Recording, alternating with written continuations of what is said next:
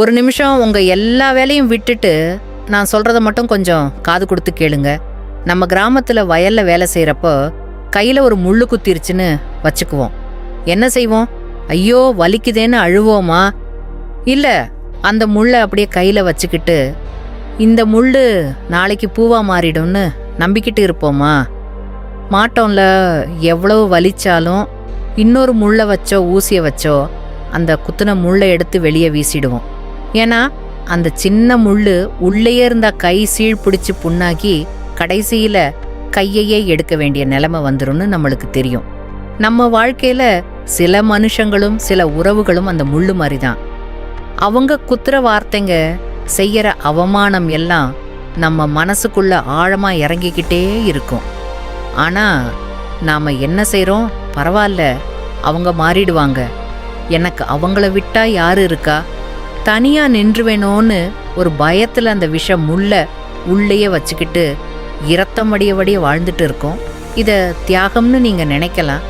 ஆனா மகா ஞானியான சாணக்கியர் இதை முட்டாள்தனம்னு சொல்றாரு. சாணக்கியர் யாருன்னு தெரியுமா? ஒரு சாதாரண வாதியார். ஆனால் தன் புத்தியால ஒரு சாம்ராஜ்யத்தையே உருவாக்கினவர். அவர் சொல்றாரு, ஒரு போர்க்களத்துல ஜெயிக்கிறதுக்கு வீரம் மட்டும் பத்தாது, எப்ப சண்டை போடணும், எப்போ அமைதியா பின்வாங்கணும்னு தெரியறவனுக்கு தான் இந்த உலகம் அடிபணியும். நாம வாழ்ற இந்த வாழ்க்கையும் ஒரு போர்க்களம் தான். இங்க விலகி நடக்கிறதுனா நீங்க தோத்துட்டீங்கன்னு அர்த்தம் இல்ல, நீங்க புத்திசாலி ஆகிட்டீங்கன்னு அர்த்தம். உங்க நிம்மதியை விட இந்த உலகத்துல பெரிய கோப்பை எதுவும் இல்லையேன்னு நீங்க ஜெயிச்சிட்டீங்கன்னு அர்த்தம்.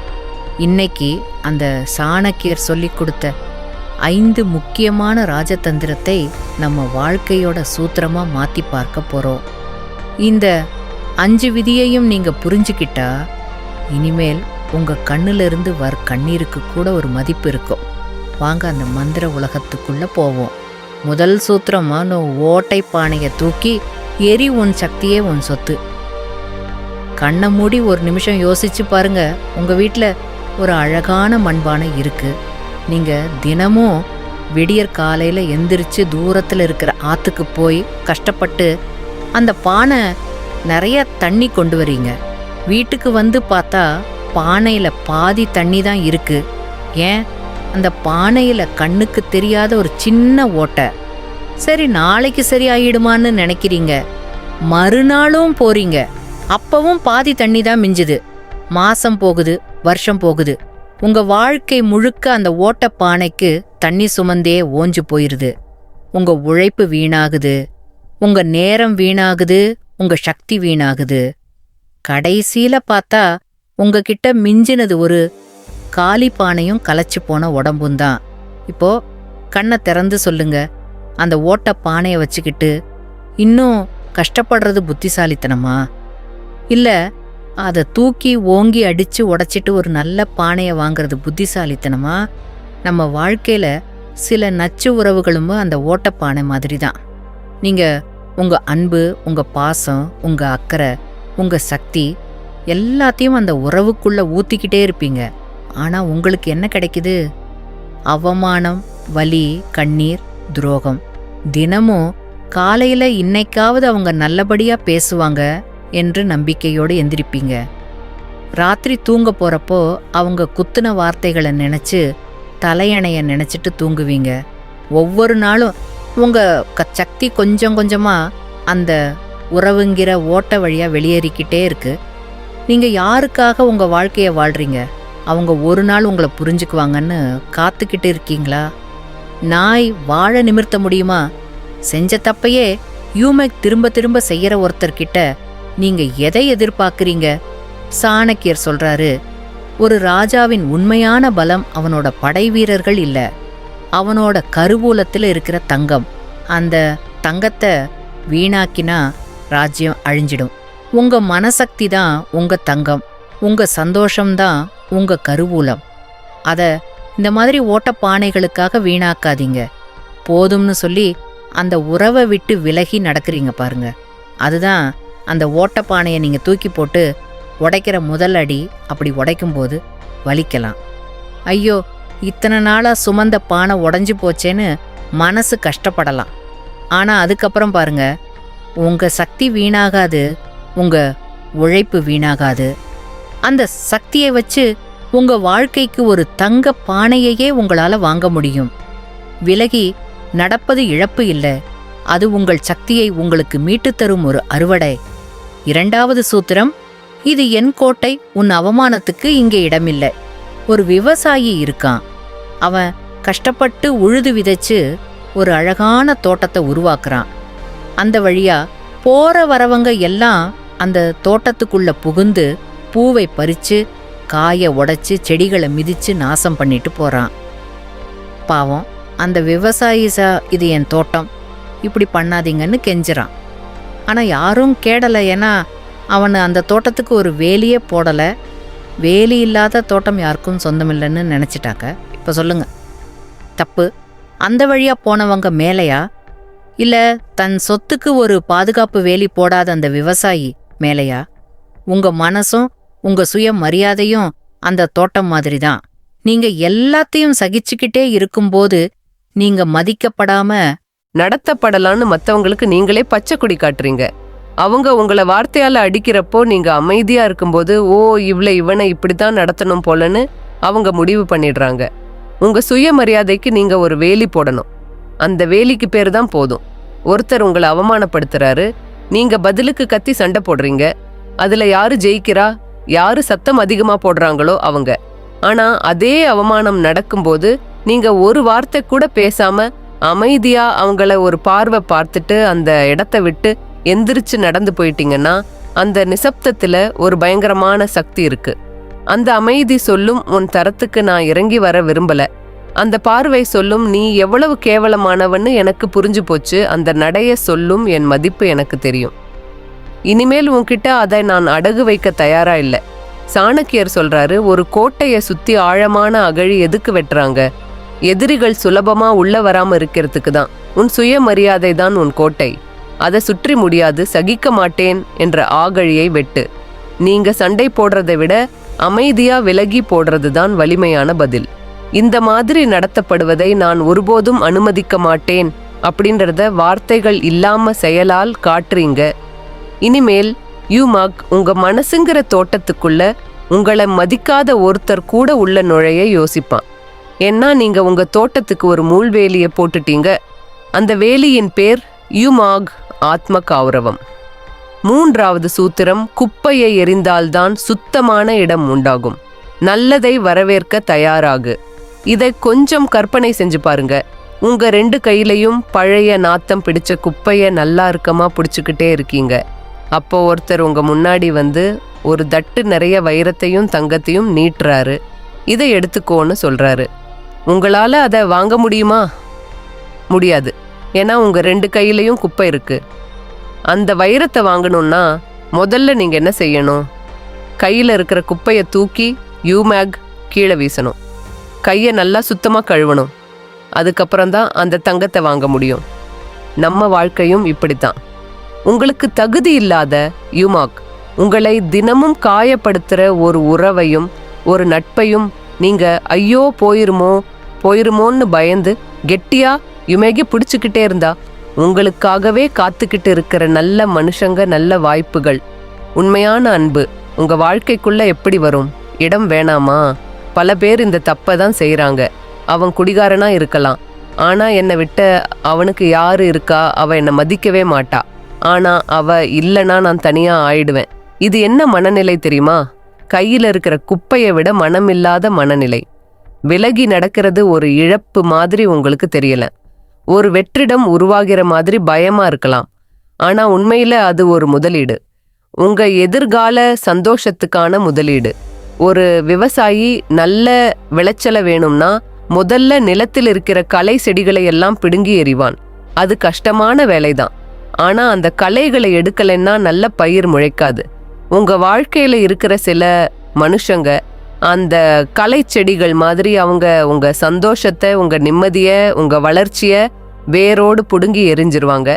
முதல்ல அந்த களைகளை பிடுங்கி வீசுங்க. உங்க வாழ்க்கைங்கிற நிலம் காலியாகட்டும். அந்த அமைதியான காலியான நிலத்துல தான் சந்தோஷம்ங்கிற ஒரு புதிய விதை முளைக்கும். சாணக்கியர் சொல்றாரு, விஷ பாத்திரத்துல அமிர்தம் நிரப்ப முடியாது. முதலில் அந்த விஷத்தை கொட்டுங்க. விலகி நடப்பதுதான் அந்த விஷத்தை கொட்டும் செயல். அந்த பழைய குப்பையை தூக்கி எறியுங்க. பாருங்க, உங்க வாழ்க்கை தங்கம் வைக்கிற இடமா சீக்கிரமே மாறும். உங்களுக்காகவே படைக்கப்பட்ட ஒரு நல்ல உறவு உங்களை தேடி வரும். அதுவரை உங்க கைகளை காலியாகவும் சுத்தமாகவும் வைத்திருங்கள். 4வது சூத்திரம் உன்னை எப்படி நடத்த வேண்டும் என இந்த உலகுக்கு பாடம் எடு. நீங்க சந்தைக்கு போறீங்க. ஒரு வியாபாரி 1 கிலோ தங்கத்தை எடுத்து வச்சுக்கிட்டு, ஐயா இது 1 கிலோ தங்கம், ஆனா நீங்க ₹1 கொடுத்தா போதும்னு சொல்றான். நீங்க என்ன நினைப்பீங்க? ஆஹா, அதிர்ஷ்டம்னு நினைப்பீங்களா? இல்ல, இது ஏதோ பித்தளை, இவன் நம்மளை ஏமாத்த பார்க்கறான்னு நினைச்சு ₹1 கூட கொடுக்காம நடந்து போயிருவீங்க. ஏன்னா அந்த வியாபாரிக்கே அவனோட பொருளோட மதிப்பு தெரியல. அவன் மதிக்காத ஒரு பொருளை மத்தவங்க எப்படி மதிப்பார்கள்?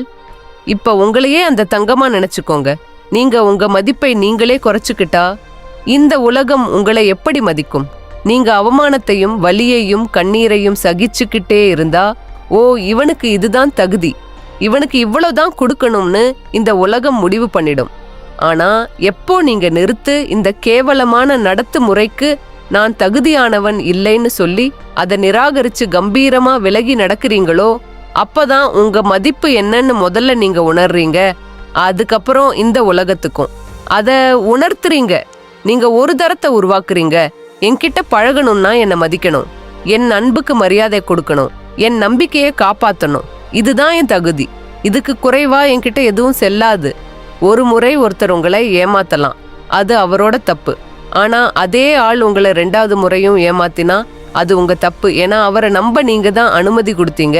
சாணக்கியர் சொல்றாரு, ஒரு அரசன் தனக்குத்தானே மரியாதை கொடுக்கவில்லை என்றால் அவனது குடிமக்கள் அவனை மதிக்க மாட்டார்கள். நீங்க தான் உங்க வாழ்க்கையோட அரசன் அல்லது அரசி. முதல்ல உங்களுக்கு நீங்க மரியாதை கொடுங்க. உங்க மன நிம்மதிக்கு மரியாதை கொடுங்க. உங்க கண்ணீருக்கு மரியாதை கொடுங்க. யாராவது அதை மதிக்காம நடந்துகிட்டா அவங்கள உங்க வாழ்க்கையை விட்டே தள்ளி வைங்க. அதுதான் நீங்க உங்களுக்கு கொடுக்கிற உண்மையான மரியாதை. இனிமேல் உங்க வாழ்க்கையில் ஒவ்வொருத்தரும் உங்களை மரியாதையோடு நடத்தணுங்கிற ஒரு புதிய சட்டத்தை நீங்களே எழுதுறீங்க. அந்த சட்டத்தோட முதல் வரியே இதுதான், என்ன நான் மதிக்கிறேன், நீயும் மதிக்க வேண்டும். 5வது சூத்திரம், சிங்கம் போல தனித்து நில். அதுவே உண்மையான பலம். ஒரு காட்டுல 100 ஆடுங்க கூட்டமா நின்னுகிட்டே இருந்துச்சு. எல்லாம் ஒன்னோட ஒன்னு உரசிக்கிட்டு பயந்து நடுங்கிக்கிட்டு இருந்துச்சு. அப்போ தூரத்துல ஒரு சிங்கம் மட்டும் ஒரு பாறை மேல தனியா கம்பீரமா உடார்ந்து இருந்துச்சு. இப்ப சொல்லுங்க, அந்த 100 ஆடுங்க கூட்டமா இருக்கிறது பலமா, இல்ல அந்த சிங்கம் தனியா நிக்கிறது பலமா? நிறைய பேர் இந்த ஆட்டுக்கூட்டம் மாதிரிதான், தனியா நின்னுவோமோன்னு பயந்து தப்பான ஒரு கூட்டத்துக்குள்ள மாட்டிக்கிட்டு முழிக்கிறாங்க. அவமானப்படுத்துற கணவனா இருக்கலாம், காட்டி கொடுக்கிற நண்பனா இருக்கலாம், மதிக்காத சொந்தக்காரங்களா இருக்கலாம். அந்த நரகத்திலேயே வாழ்வாங்க. ஏன் தனியா இருந்தா என்ன பண்றதுங்கிற ஒரே ஒரு பயம். ஆனா ஒன்னு தெரிஞ்சுக்கோங்க, உங்களை மதிக்காத 100 பேரோட கூட்டமா இருக்கிறத விட உங்களை நீங்க மதிக்கிற ஒரே ஒரு ஆளா தனியா நிக்கிறது எவ்வளவோ மேல். நீங்க விலகி தனியா நடக்க ஆரம்பிக்கும் போதுதான் ஒரு அற்புதம் நடக்கும். அது வரைக்கும் மற்றவங்களோட சத்தத்துல உங்க மனசு சொல்றது உங்களுக்கே கேட்டிருக்காது. இதை செய்யாத, இது தப்புன்னு உங்க உள்ளுக்குள்ள இருந்து ஒரு குரல் சொல்லிக்கிட்டே இருந்திருக்கும். ஆனா நீங்க அதை கேட்டிருக்கவே மாட்டீங்க. ஏன்னா சுத்தி இருந்தவங்களோட சத்தம் அதை அமுக்கி இருக்கும். எப்போ நீங்க தனியா வரீங்களோ அப்போ ஒரு அமைதி வரும். அந்த அமைதியில தான் உங்க உண்மையான குரலை நீங்களே முதல் தடவையா கேட்பீங்க. உங்களுக்கு என்ன பிடிக்கும், உங்க ஆசை என்ன, உங்க கனவு என்னன்னு முதலா உங்களுக்கு புரிய ஆரம்பிக்கும். சாணக்கியர் சொல்றாரு, அரசன் முக்கியமான முடிவுகளை எடுக்கும்போது கூட்டத்தில் எடுக்க மாட்டான், தனிமையில் அமர்ந்துதான் சிந்திப்பான். அந்த தனிமைதான் உங்களுக்கு பலத்தை கொடுக்கும். அது வரைக்கும் இன்னொருத்தரோட நிழல்ல வாழ்ந்த நீங்க உங்க சொந்த வெளிச்சத்துல உங்க சொந்த கால்ல நிக்க ஆரம்பிப்பீங்க. உங்களுக்கு துணையா யாருமே இல்லைன்னு நினைக்காதீங்க. உங்களுக்கு துணையா இந்த உலகத்திலேயே பெரிய சக்தி இருக்கு. அதுதான் நீங்க. உங்களுக்கு நீங்களே ஒரு தோழனா தோழியா மாறுற தருணம் அது. அந்த தனிமையில கிடைக்கிற நிம்மதி 1000 பொய்யான உறவுகள்ல கிடைக்காது.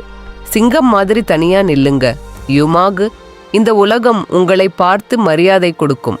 முடிவுரை கதவை மூடு, ஒரு புதிய வானம் உனக்காக திறக்கும். ஒரு புழுக்கூட்டுக்குள்ள போறப்போ அது தன் பழைய வாழ்க்கைய முழுசா விட்டு விடுது. இலைகளை தின்னுக்கிட்டு இருந்த வாழ்க்கைய, தரையில ஊர்ந்து போன வாழ்க்கைய அது மறக்குது. கூட்டுக்குள்ள அது தனியாதான் இருக்கு, இருட்டாதான் இருக்கு. ஆனா அந்த தனிமையில, அந்த இருட்டுல தான் அதுக்கு ரெக்கைகள் முளைக்குது. அது ஒரு அழகான பட்டாம்பூச்சியா மாறுது. நீங்க ஒரு நச்சு உறவை விட்டு விலகி நடக்கிறது அந்த கூட்டுக்குள்ள போற மாதிரி தான். ஆரம்பத்துல பயமா இருக்கலாம், தனிமையா இருக்கலாம், இருட்டா இருக்கலாம். ஆனா நம்புங்க, அந்த தனிமையில தான் உங்களுக்கு மன தைரியம்ன்ற ரெக்கைகள் முளைக்கும். நீங்க ஒரு புதிய மனுஷனா, ஒரு புதிய மனுஷியா, ஒரு அழகான பட்டாம்பூச்சி மாதிரி வெளியே யூமாக வருவீங்க. இந்த உலகத்துல உங்க நிம்மதியை விட, உங்க மன அமைதியை யுமாக விட, உங்க சுய மரியாதையை விட பெரியது எதுவும் இல்லை. அதை யாருக்காகவும் எதுக்காகவும் விட்டு கொடுக்காதீங்க. சில கதவுகள் மூடப்பட வேண்டியவை. அப்போதான் நமக்கான புதிய கதவுகள் திறக்குவோம். முடிஞ்சு போன ஒரு அத்தியாயத்தையே படிச்சுக்கிட்டு இருந்தா உங்க வாழ்க்கையில அடுத்த அத்தியாயம் வரவே வராது. இன்னைக்கு ஒரு முடிவு எடுங்க. உங்களை அழவைக்கிற, உங்களை அவமானப்படுத்துற, உங்க சக்தியை உறிஞ்சிற அந்த முள்ளை பிடுங்கி எரிய போறீங்களா? அந்த ஓட்டை பானையை தூக்கி உடைக்க போறீங்களா? உங்க மனசுக்கு சுயமரியாதைங்கிற வேலியை போட போறீங்களா? அந்த முதல் அடியை எடுத்து வைங்க. விலகி நடங்க. அது கோழைத்தனம் இல்லை. அது உங்களை நீங்களே நேசிக்கிறதோட உச்சக்கட்ட அடையாளம். அது தோல்வி இல்லை. அது உங்கள் தலையெழுத்தை நீங்களே உங்கள் கைகளால் மாற்றி எழுதும் ஒரு வீர செயல். வெளியே வாங்க. உங்களுக்காக ஒரு பெரிய வானம் காத்துக்கிட்டு இருக்கு. பறக்க தயாராகுங்க.